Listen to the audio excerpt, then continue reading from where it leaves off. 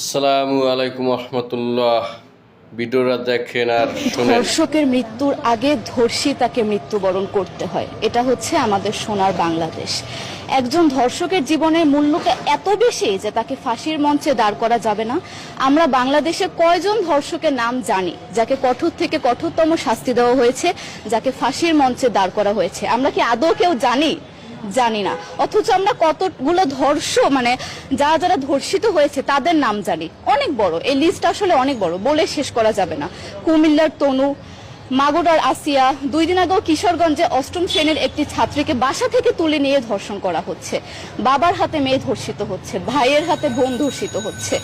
আমরা আসলে নিরাপদটা কোথায়? আমার মনে হচ্ছে আমরা যেন আইএমএ জাহিলিয়া যুগে চলে গিয়েছি।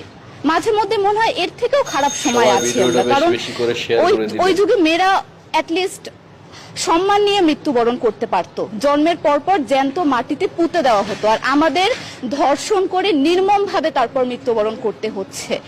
যদি সরকার আমাদের ওই নিরাপত্তা নাই দিতে পারে, তাহলে সরকারের কাছে আমাদের অনুরোধ, আমাদের জ্যান্ত মাটিতে পুঁতে দেখ। আমরা বেঁচে থাকতে চাই না, আমরা সম্মান নিয়ে মৃত্যুবরণ করতে চাই।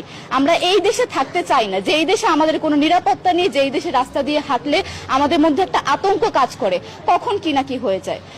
আইন উপদেষ্টা বললেন যে ধর্ষকের নাকি ফাঁসি দেওয়া সম্ভব হবে না, তাহলে নাকি নিরীহ মানুষকেও মাঝে মধ্যে ফাঁসির ব্যবস্থা করা, মিথ্যা মামলায় ফাঁসি দিয়ে ফাঁসির ব্যবস্থা করা হতে পারে। আইন উপদেষ্টার কাছে আমার প্রশ্ন, আল্লাহ না করুক আজকে যদি আপনার কাছের কেউ, আপনার বোন অথবা আপনার স্ত্রী অথবা আপনার মেয়ের সাথে যদি এরকম কোনো কিছু হতো, আপনি কি আসলে এটা বলতে পারতেন যে না, ধর্ষককে ফাঁসি দেওয়া যাবে না?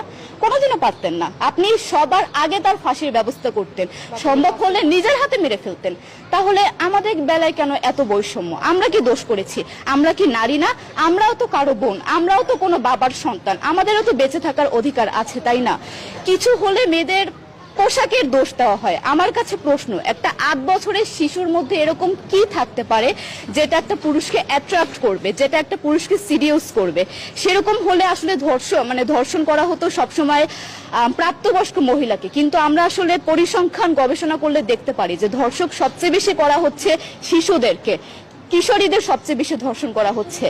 দৃষ্টিভঙ্গি পরিবর্তন করুন, চিন্তা ভাবনা পরিবর্তন করুন, ধর্ষকদের আইনের আওতায় আনুন। যদি আইন উপদেষ্টা অথবা প্রশাসন যদি ধর্ষকদের শাস্তির ব্যবস্থা না করতে পারে, আমাদের হাতে তুলে দেন, আমরা নিজেদের হাতে শাস্তি দিয়ে দিতে পারবো। এই সাহস আমাদের মধ্যে আছে। বেঁচে থাকার জন্য আমাদের যতটা কঠিন হতে হবে, আমরা কঠিন হওয়ার জন্য প্রস্তুত আছি।